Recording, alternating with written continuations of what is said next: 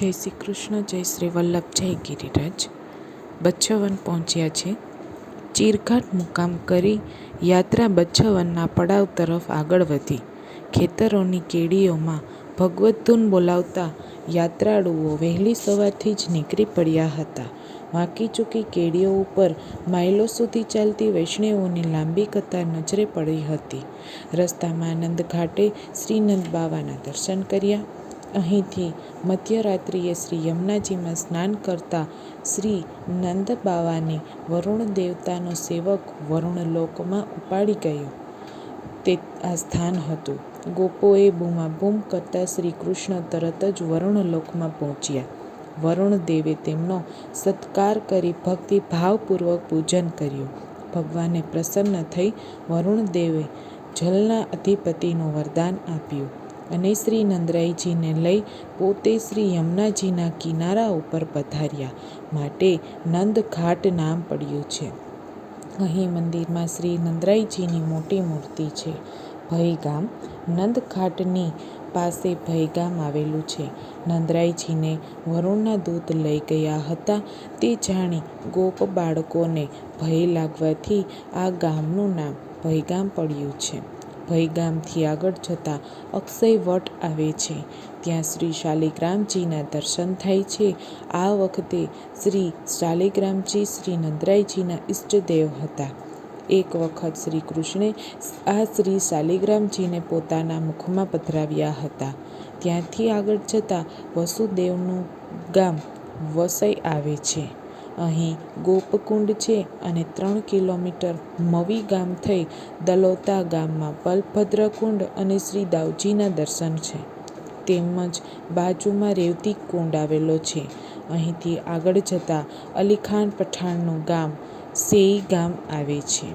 પૂર્વજન્મમાં અલીખાન ગોરવા ક્ષત્રિય હતા, પરંતુ મુસલમાનોની જબરજસ્તીથી તેઓ મુસ્લિમ બન્યા હતા.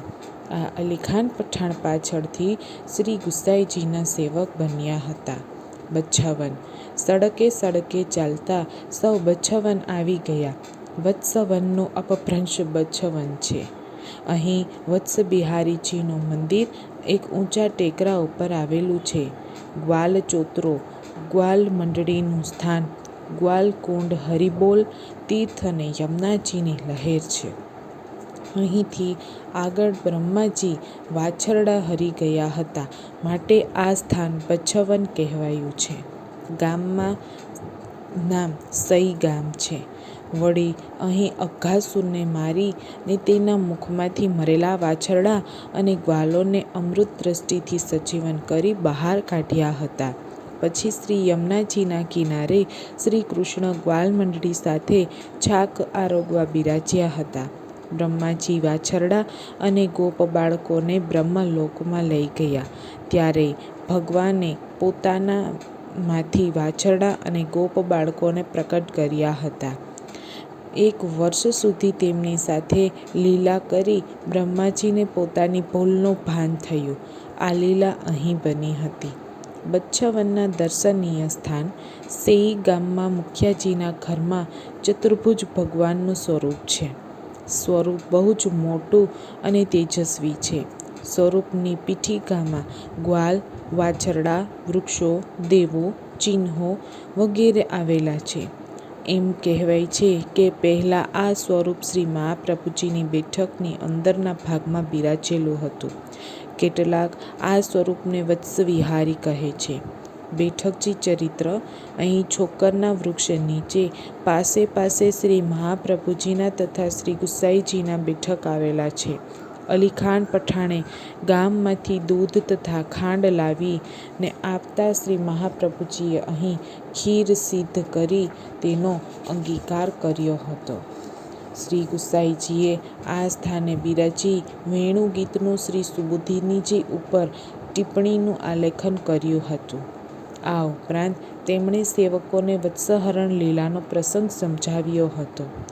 બચ્છવનથી 1.5 કિલોમીટર દૂર રસ્તામાં એક અલૌકિક પીપળનું વૃક્ષ આવે છે, જે બ્રહ્મ વૃક્ષ કહેવાય છે. બ્રહ્માના 4 મુખ સમાન આ વૃક્ષને 4 દિશામાં 4 જાડા થડ છે અને ચારે બાજુથી વચ્ચેથી માણસ નીકળી શકે એવી જગ્યા છે. વૃક્ષોની વૈષ્ણવો આ વૃક્ષોની પરિક્રમા કરીને તેની વચ્ચેથી નીકળે છે. અઘાસુર વધલીલા અને વત્સહરણ લીલાનો રાસ જોયો અને સૌએ આનંદ માણ્યો. આજની યાત્રાનો મુકામ અહીં પૂરો થાય છે. આવતીકાલે વૃંદાવન જવાનું છે. વૃંદાવનમાં 3 દિવસનો મુકામ છે. તો વાલા વૈષ્ણવો તેમજ યુટ્યુબર મિત્રો, ફ્રેન્ડો, ફેમિલી બધા વહેલા આવી જજો. વિડીયો ગમ્યો હોય તો લાઇક, શેર અને સબસ્ક્રાઈબ કરજો. જય શ્રી કૃષ્ણ, જય શ્રી વલ્લભ, જય ગિરિરાજ.